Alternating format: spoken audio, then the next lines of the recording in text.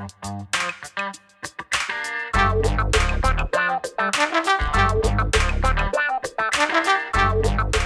guys, Montel here, and welcome to this edition of Let's Be Blunt with Montel, which started at the turn of the century as an effort to gain a day of recognition for the significant contributions of the first Americans made to the establishment and growth of the United States, has resulted in a whole month being designated for that purpose. November is National American Indian Heritage Month. My guests today are the co-founder and executive directors of the Indigenous Cannabis Industry Association. The ICIA uplifts cannabis economic development by advocating for equitable policy reform, empowering communities through education and destigmatization, and building connection through programming that brings together cannabis and hemp industries professionals, tribal leaders, government officials, and advocacy organizations. Ron Piero and Mary Jane Oatman, thank you so much for being a part of Let's Be Blunt with Montel today. Thanks so much for having us. It's an honor. Absolutely. Thank you so much for being here, both of you. Let's, why don't we start before we jump in? Why don't we start a little bit by both of you give me a little bit of your background? Ron, why don't you tell us about your background, and then Mary Jane, let's start with ladies first. Mary Jane, why don't you tell me about your background, and Ron, tell me about yours. I was born and raised on the Nez Perce Indian Reservation in Idaho, and I have a very strong upbringing of this beautiful plant as medicine, as well as a strong connection with the fiber as a part of our industrial culture with the rope making. And my grandma went to federal prison for cultivating marijuana in the early 80s, and so I really feel empowered to be an advocate for Indigenous equity and a recognition that we've had a long-standing relationship with this plant and with the fiber for thousands and thousands of years. And Ron, how about you? What's your background? Yeah, so Rob Pero, I'm Bad River in Oneida out of Wisconsin. My background is in media and marketing, and that's where I've lived for about a dozen years working in Native country. Specifically for me in this industry, I threw my hat in the ring as a hemp grower in 2019 with ambitions to get into the industry. This has been a lifelong medicine for me. I don't have the sort of cultural and traditional patrimony that Mary Jane's tribe does with the plant, but I have my own patrimony with it. So for me, I've worked in Native country. We've seen us build templates for building around industries, especially emerging industries like cannabis and hemp. And I feel like we're positioned to be successful. And there was sort of a void in the industry for me when I was growing to try and find some other advocates that could help me move the needle. Unfortunately, there wasn't something, so we created something. Well, let's back up, because I think I would bet that a lot of people out there are just like me who don't really understand the rules and regulations behind, what is, Native American nation territory, and the way U.S. laws can prohibit what you do on your territory. Now, Mary Jane, you said something about the fact that your grandmother was arrested for growing hemp. I'm sure that she grew that on the reservation, not hemp, but cannabis, right? Yes, she was growing on the reservation, which is lands that's held in trust by the federal government. So our reservation systems are with that land under trust with the federal government, creating a very complex relationship because, we're residing these lands within states. And so we have to navigate the state tribal relationships. But cannabis has really created a new opportunity for tribes to assess what that sovereignty means in this healing journey with a plant that we had a relationship with before. Yeah, I mean, I'm still a little confused. Are you saying that the land is in a trust, but it's still owned by the U.S. federal government? Is that what you're saying? Technically, we're designated as wards of the federal government, which means we're in a position of relying on the government for protection over our economies and our people, our health, through the negotiation of treaties, more particularly in the west of the United States. There's that unique legal relationship with the United States, the cession of land, for protection by way of peace treaties. But that's not the same story for our relatives on the East Coast. So that's what really causes a lot of the unclarity, is that we have 576 federally recognized tribes, and each one of them has their own distinct relationship with the federal government. So, and that distinct relationship still gives the federal government the opportunity to basically lord over or dictate what you get to do on your land. Exactly. So, growing of hemp. I mean, with when they passed the Farm Bill, how did that impact tribal nations? Well, the hard part about the 2014 version of the Farm Bill is that tribes were not exclusively named in there. So we did have tribal nations that moved forward with research, development, and cultivation, and those communities suffered the ramifications of being excluded from that law by having raids on their federal lands by federal law enforcement. That's absolutely insane. I was not aware of that. That's how that works. So, like right now, but tell both of you, help me with this. I mean, where do tribal lands sit? And I guess they're all going to be different when it comes to whether or not you have the ability to participate in, let's say, the again the Farm Bill.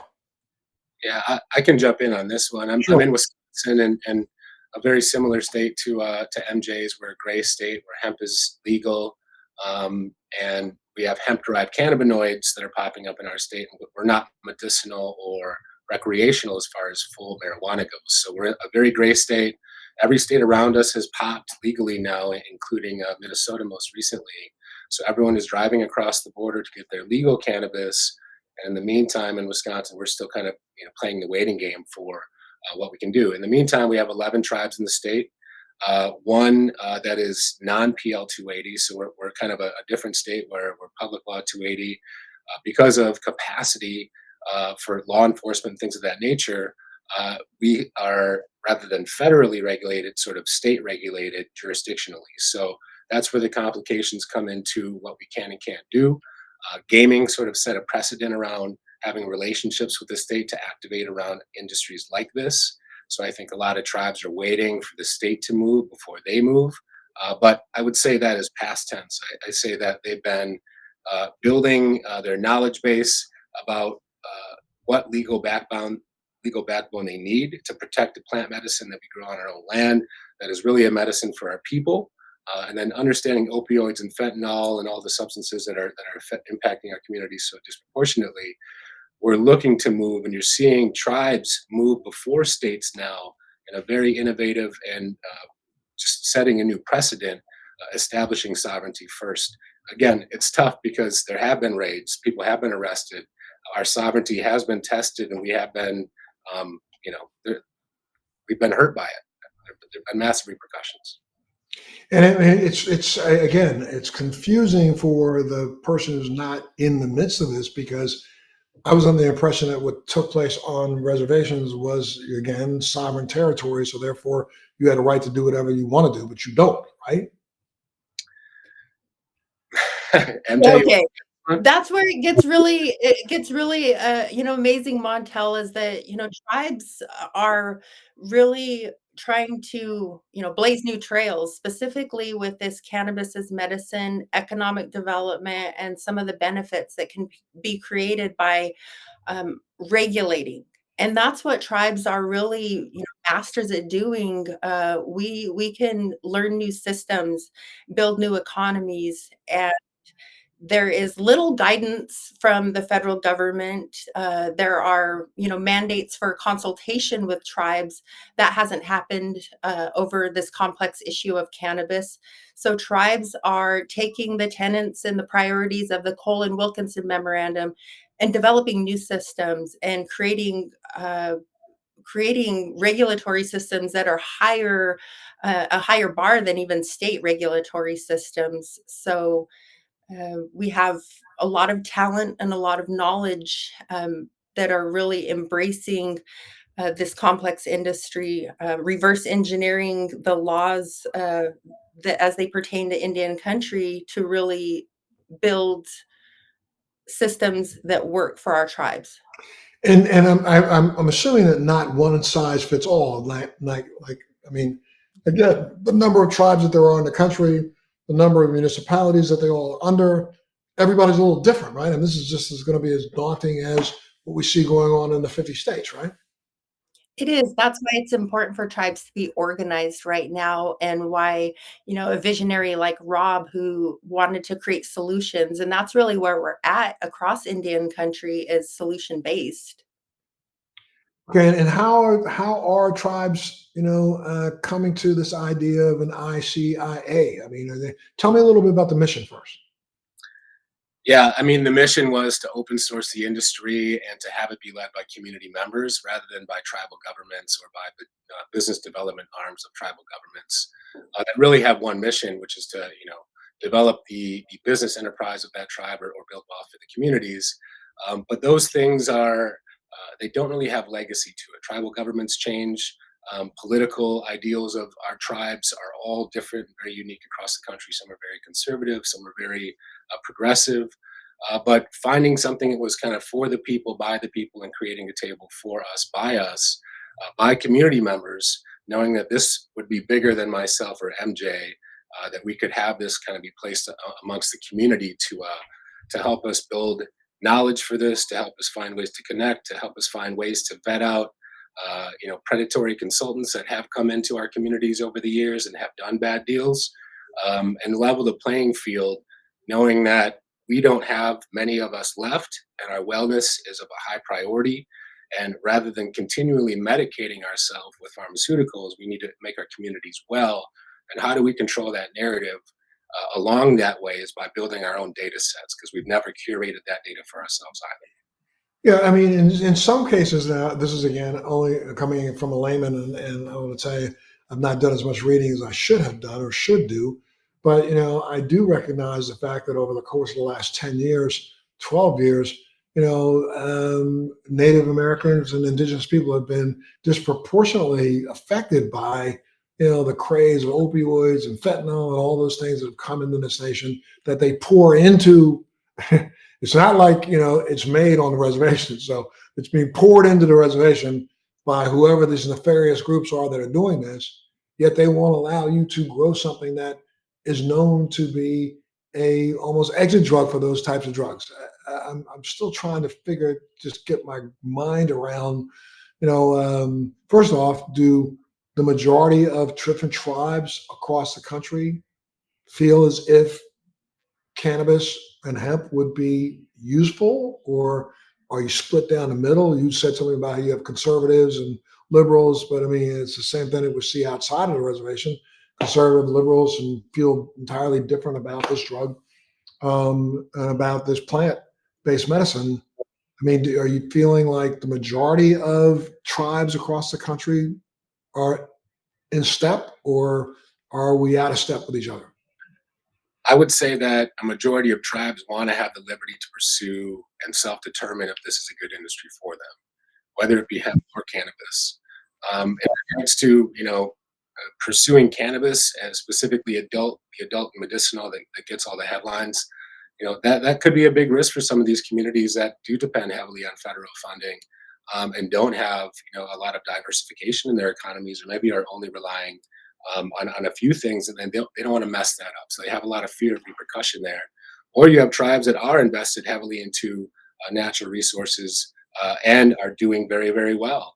And to kind of add this as a risky kind of divestment or another investment that they can move forward with is not politically right to bring to the community at that time.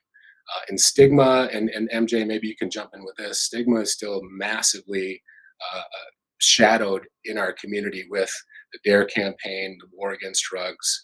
And that's still a big community outreach piece that we have as part of ICIA, that we have a lot of heavy lifting to do just about how to articulate what this plant really is: hemp, marijuana underneath the cannabis umbrella. And Mary Jo, you brought up the fact that this has been culturally a part of the indigenous population's culture for thousands of years, correct? Absolutely. We have, I think, a big work ahead of us for our tribal communities who have lost a lot of the story of the seed acquisition or how they used it as a textile. We definitely have come a long way since the ICIA was created, though, Montel. The community conversation is shifting into a lot more of an acceptance. And I think that there's also a lot more education that's been had about the different opportunities now for consumption methods because the smell triggers a lot of trauma for some of our elders, and they just don't really like the smell of smoking flower cannabis. And when they have the opportunity to learn about the medicinal properties of tinctures and topicals, about some of the other methods of delivery for compassionate care, like suppositories, they really are embracing it more. But the hardest challenge has definitely been that campaign against the plant and the generation that we're working with now, a lot of them that have a lot of influence in their tribal communities that see it as just another drug, and they liken it with the addiction problems that we had with alcohol and other substances. So I think that the prohibition in our community started long before the actual war on drugs, when in the 1800s, the late 1800s specifically, the federal government started to criminalize religious gatherings amongst our Native American people. And that's what created the American Indian Religious Freedom Act that we know of today, was a reclamation as well as a reconciliation that the government actually stopped our spiritual practices and way of life. So it was in the 1800s that we started having a severance of our relationship, where the government seized peace pipes from our warriors and our treaty chiefs, and it became illegal to gather in a spiritual way as people. So now, how many different tribes are involved in the ICIA? Go ahead, MJ. Okay, we have created a process of our tribal governments actually passing a resolution to become a member of the ICIA. So we're up to 6 tribes now. And we also have tribal enterprises, which are kind of the business development arms of our tribal governments that are creating the pathways for the regulation, compliance, and operations of the cannabis industry. We have tribes doing everything from testing and cultivation to being some of the most innovative in the cannabis industry. And the first, cannabis drive-through in the nation was operated by a tribal nation in Nevada. One of the first lounges. So we have one of the first mobile dispensaries as well out of Minnesota. So we have tribes as members, tribal enterprises as members, a good handful. I think we're up to about 5 on the enterprises, and the word of mouth is spreading. But it was really important for us to create a resolution for tribal governments to pass to become a member of our organization, to showcase the work that we're doing as far as protecting tribal sovereignty with federal cannabis reform in Washington, D.C. That's really important to us as an organization, that at the end of the day, our advocacy is backed by our tribal nations. And the teeth of a resolution really means a lot for our trade organization. But now I want to distinguish between both hemp and cannabis, though they're same plant, but just Yep. different levels of THC. But now, has the tribal nations embraced the growing of hemp for industrial purposes? Yes, we've had a lot of tribes embracing, but we're actually, in doing some of our data analysis, seeing that we now have more tribes operating recreational retail cannabis in some form or fashion, or regulating it for their members to be able to participate in the industry, than we do have USDA Farm Bill Plan approved tribes. So we're up to about 51 tribes with approved plans through the USDA. And we have probably 100 tribes robustly operating in the cannabis industry.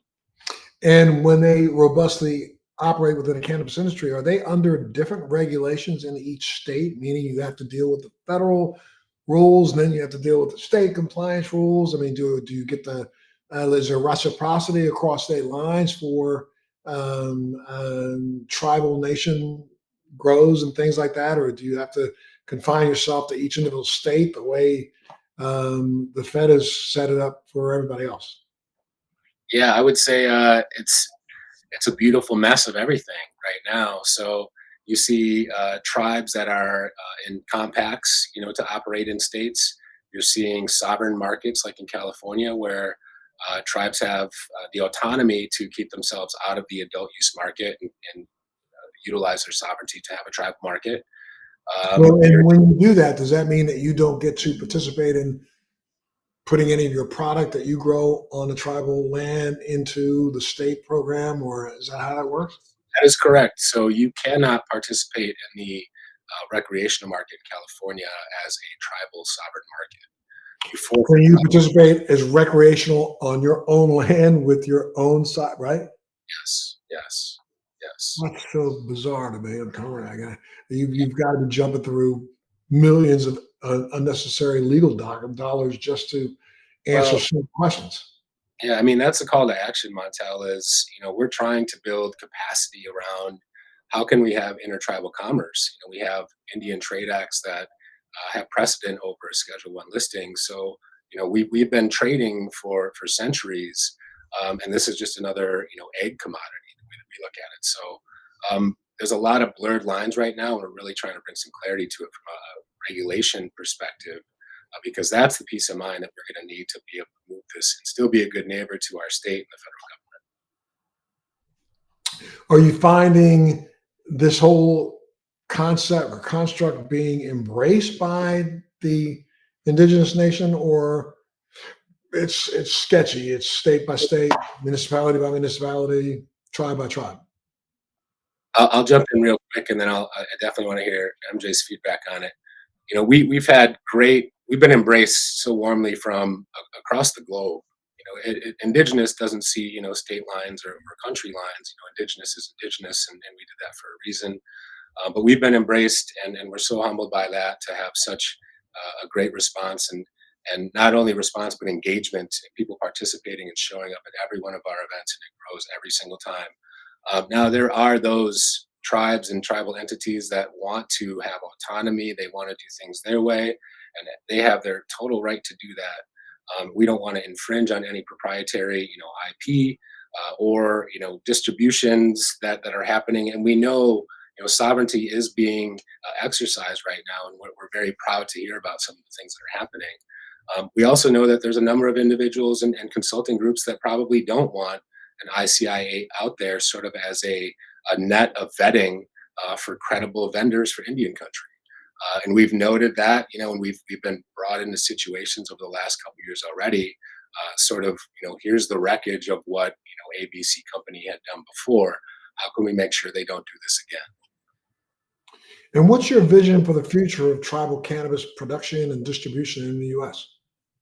We most certainly want tribes to know that they shouldn't sit back and wait for permission and just to be participants in a market that we are well positioned to lead, if not own.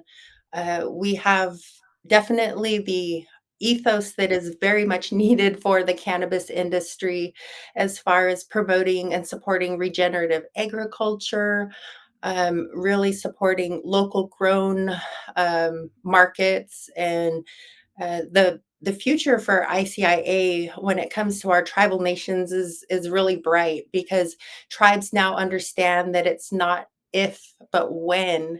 And because of the ICIA, our community's conversation around cannabis has changed drastically just in the couple short years that we've been in existence. Because our people understand that the sovereignty is not just around the economy, but around um, how we heal our communities. And the health aspect of what's happening is very very much what we look to lead in as far as creating partnerships for research around our unique needs of our communities. And so partnerships is a big part of our organization, and that means allyships, not just Indian country. We have a lot of resources out there that have stepped up to the table that are allies wanting to see us succeed in making sure that indigenous communities are not the silent I in BIPOC, because that has happened over the last decade is within this within the equity reform and the racial justice movement is that indigenous communities were not only getting left out completely,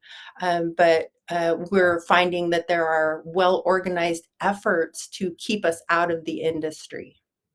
I mean, I find it's weird. Again, I'm going back to questions that just keep popping up in my mind. It's like, how difficult will it be for you to reach a point where you can take product grown and processed on a reservation and then put it into the existing system that a state has established for, whether it be adult use or a medical use, that you're able to sell your products to state authorized dispensaries and things? Is That's there? what No, that's what's so wonderful, Montel, about the relationships that are starting to happen, especially in states where there's not as adversarial of relationships between states and tribes. That is existing out there. There are dispensaries that are wholly owned and operated by tribal nations where there's a reciprocity. And that's kind of what the compacts have evolved into. Compacts were a mandate where tribes have to cede taxes to the state just to participate in the gaming industry. Cannabis compacts are starting to evolve into something so much more beautiful where it's reciprocity for public health. And that's really at the end of the day what we want tribal nations to lead in the conversation, that this is about public health and safety, quality access, and being very mindful that this taxation scheme around the medicine and its access is something that we don't have to wholly embrace. Got it. So, and in some, I guess, districts around the country and some municipalities around the country, they're embracing the opportunity to have you involved, and others, are they pushing back to keep you out? I wouldn't say anyone's pushing back to keep us out. We just maybe they haven't. We haven't heard about it. The reception has been good, and I think all we can do is continue to educate and advocate and push out as much kind of open source information, and really just build a collective of peers that are kind of lifting everybody up in this space. So, there's a lot of FOMO in Indian country. So the more that we can keep doing good things, we feel like we'll get recognized, and we can rise up together. And I mean, besides regulation, what's holding back the development of this industry on more indigenous sovereign land? Right now, the biggest obstacle is not unique to Indian country. It's industry standard access to capital. Right now, tribes cannot utilize their gaming funds. They've been given clear guidance from the Federal Indian Gaming Regulatory Commission that we don't commingle those funds. Wait, Gaming. wait, wait, wait, wait, wait, wait, wait, wait, wait. You can't tell me that the Fed is telling you you can't take the profits you've made in this business and use any of it over here. That's where we sit within the funded priorities of gaming revenues. Tribes have 5 areas that they're allowed to utilize those gaming revenues for, and cannabis, unfortunately, is not one of them, But or even other areas of economic development that are definitely legal. I'm just saying, like credit unions, or sovereign nations that hold their own banking. Those banks should be able to invest in any business that they choose to, but you're not allowed to do that. So that's where our network comes in, Montel, is we're growing it. We're leaning into the data and the research around which banks are out there lending to Indian country, which of our Native American banks are working with tribes in cannabis, which ally banks want to work with tribes in cannabis, and inviting them to become a part of our network. it just seems a little, it just seems like you're up against three times the regulation that anybody else would be up against. Am I envisioning this right or no? Yeah, I would say that that is correct because I think we have the most to lose. So I think for us, making sure that our regulatory body for whatever, and remember, like this is all going to be patchwork, has to be above board. So I think that is the test for Indian countries. Can we lead this? Because there really is no baseline for regulation There's no baselines. I mean, from a tribal standpoint, you have to get the entire collective to come together to say, yeah, we like this idea. Now let's look for equal economic opportunities that we can help move this industry forward for the betterment of all. It's like the rising tide lifts all boats kind of a thing. But you don't have the support of all of the individual tribes, right? right now. Yeah, we never will. We never will. Oh, And we don't expect to. But what we know is that we can move, this mission for this industry forward. And in my opinion, technical assistance and transfer of knowledge is always critical to any emerging industry that they will kind of put in front of Indian country and say, here's this, go get it. And this is about being farmers again and being ag and being manufacturers and being scientists. And that is actually, that's where our professional acumen of our indigenous population is trending. And that's what's beautiful about just the times they are changing and leadership is changing. Our tribal leaders are changing, and we're all seeing the bigger picture and sort of shedding that prohibition era that we all went through, and our eyes are being opened. So, in my opinion, we're never going to be able to reach everybody, but what we can do is open source it for everyone to kind of pick what they want and get out of it what they need. But ultimately, we're all better off for it. We have 70 to 80% of the undeveloped land in the country yet, and we have sovereignty. We know everybody wants some of that, but we also know what we have now. And I think there's power in that knowledge, and the fact that we are creating this table for ourselves and inviting others to sit with us. Again, there's power in that too. and if somebody wanted to reach out to get more information, and where would they go? Our website is full of tremendous resources, some videos of our past policy summits. We just held our second annual Washington, D.C. Cannabis Policy Summit for tribes, and they can see all of that at www.indigenouscannabis.org. And we're also on Instagram, LinkedIn, and Facebook, Indigenous Cannabis Industry Association. And Rob, can you tell me a little bit about your company? You have a company called Candigenous 11, Candigenous, and what is the Ripley Green Apothecary? I appreciate you asking me that. Candigenous is the reason I started ICIA. Candigenous is cannabis and indigenous combined into one word that I created in 2019 when I started my farm. I was trying to level that business up, and I realized there was no sort of national native advocacy group, and I'm a member of local chambers in Wisconsin and regional American Indian workforce development groups. I sit on boards. So that's my company. I'm still moving forward with it. It's a beautiful thing. We just had our second line of wellness products. We were actually able to showcase out at Shinnecock at Little Beach Harvest. So tribes lifting other tribes up and tribal brands, which my background is media and branding. So making sure that not only are tribes participating, but that our brands are top shelf. Now, are your brands only in indigenous dispensaries, or are they in crossover dispensaries? I'm gonna call it crossover. So right now, Indigenous, we're hemp and CBD, so we can be pretty much anywhere. And we drop ship to about 40 states right now. So we're hemp derived cannabis and CBD. We are not in the adult or medicinal market as of yet. Gotcha. And Mary Jane, you're a part of Indigenous Cannabis, the Indigenous Cannabis Coalition. Tell me a little bit about that. So the Indigenous Cannabis Coalition was a nonprofit organization that I started specifically to preserve the story of what was happening during this very historic time with plant medicine.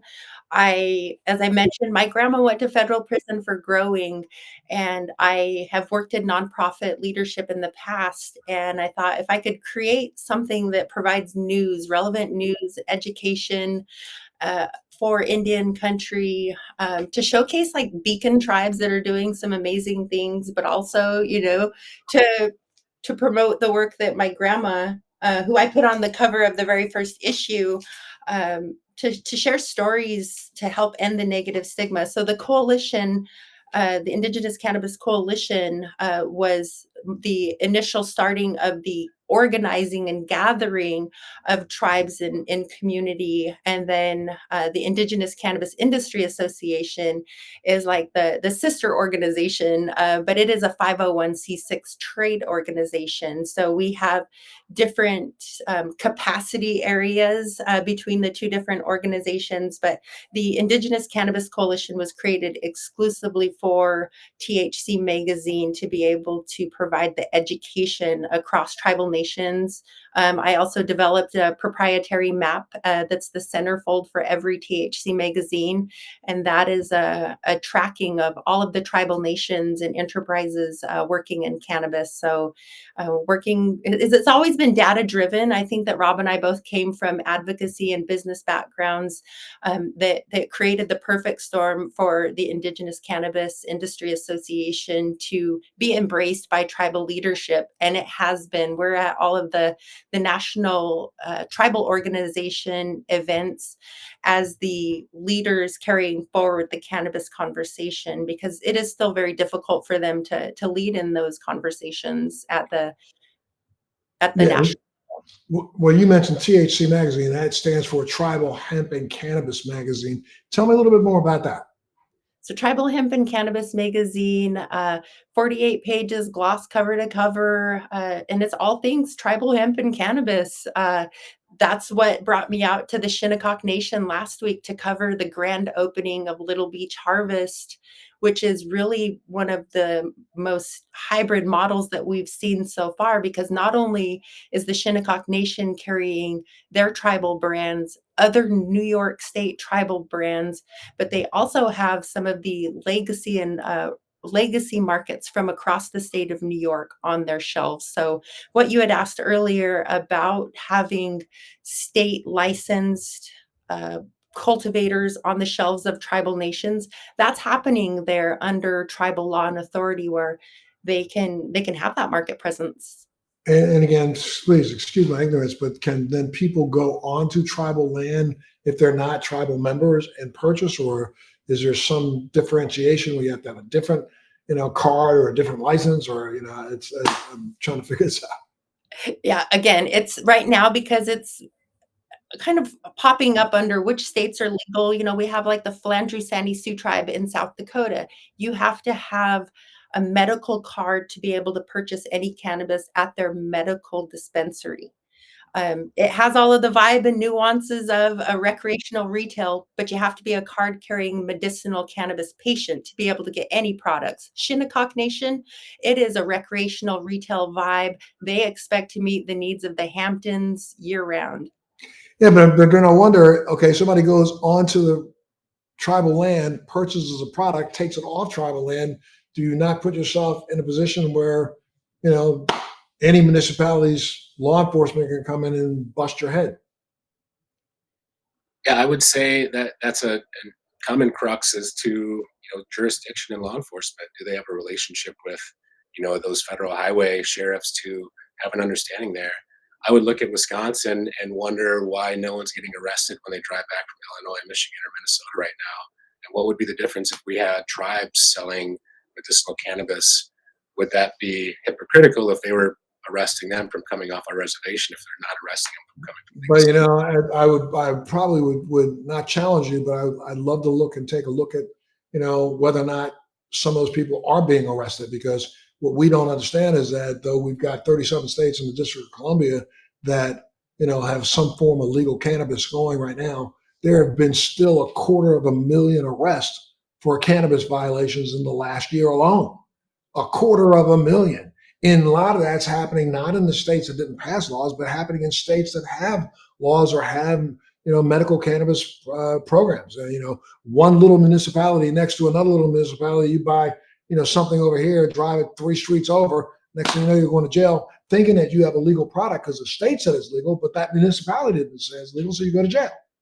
That has been a huge factor for some of our tribes operating in areas where they have the opt-out for local municipalities, where one tribe is working on trade through their different dispensary and cultivation networks, and they have to cross through some of these counties where they've opted out.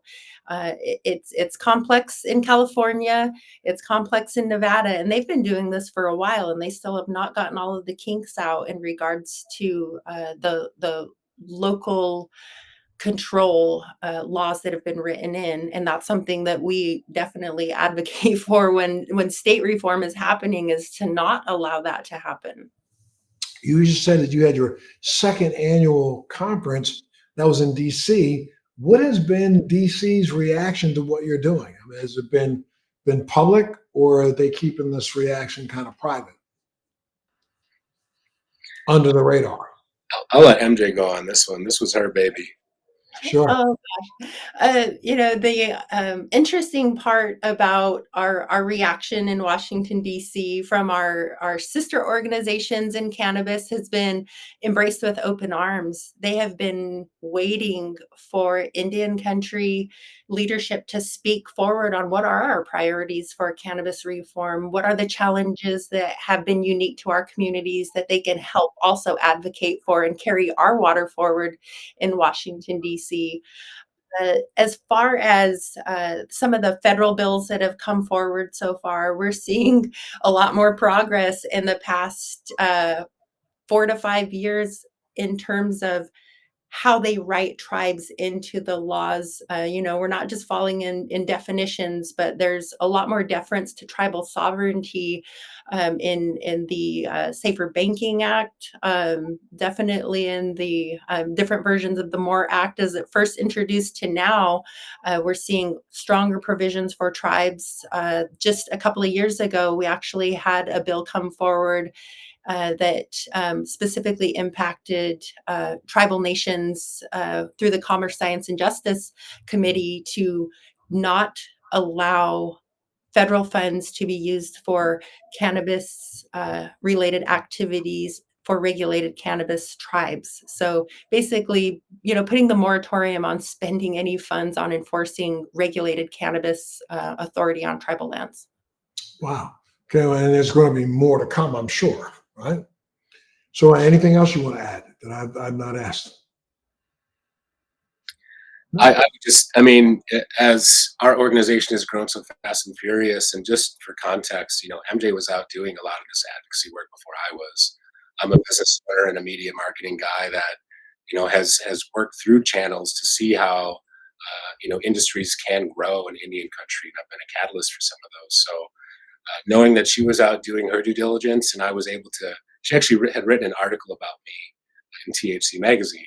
And that's how I met her. It was at a national Indian economic development conference in Vegas, the largest one in the country.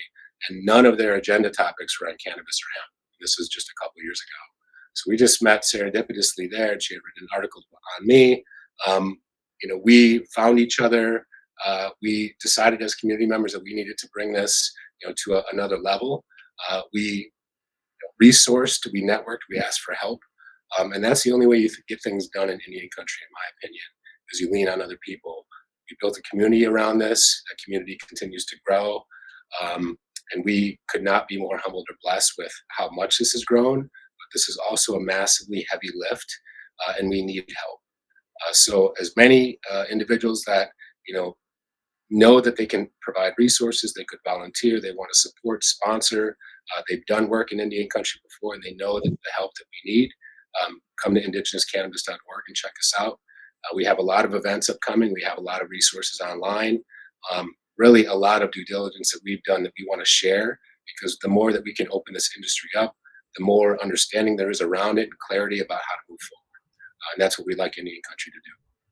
Well, Mary Jane Oatman and Rob Piro, thank you so much for being a part of Let's Be Blunt with Montel today.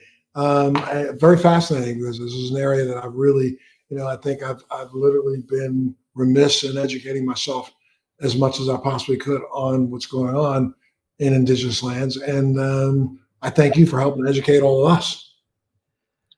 It's a pleasure. Thank you so much. Thank you. Absolutely. You stay well. If anything breaks or anything's going on, you want to talk about it, we always have a place here, okay? Thank you. Appreciate it. Thank you. Both of you, thank you so much. Be well. Enjoy your holidays. And for you, thanks so much for tuning in to this edition of Let's Be Blunt with Montel. Thanks for joining me on Let's Be Blunt with Montel. Please make sure you're subscribed and hit the bell to be notified when new episodes post each week. We'd love to hear your feedback also, so please send us your comments.